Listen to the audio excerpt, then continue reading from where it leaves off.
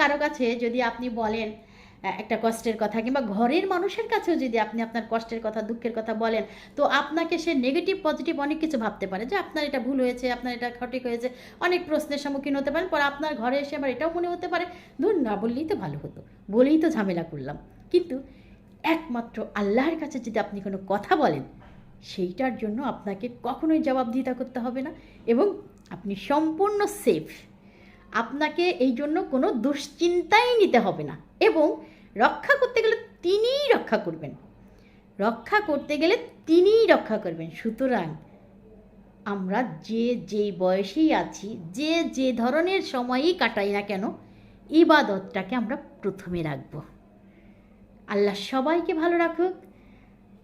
আমার জন্য সবাই দোয়া করবেন, আমি আপনাদের সবার জন্য দোয়া করব। আমার কথাগুলো যদি ভালো লাগে তবে অবশ্যই লাইক, কমেন্টস, শেয়ার করে আমার সঙ্গেই থাকবেন। আশা করি আল্লাহ সবাইকে ভালো রাখবেন এবং আল্লাহ আমাকেও ভালো রাখুক। আসসালামু আলাইকুম।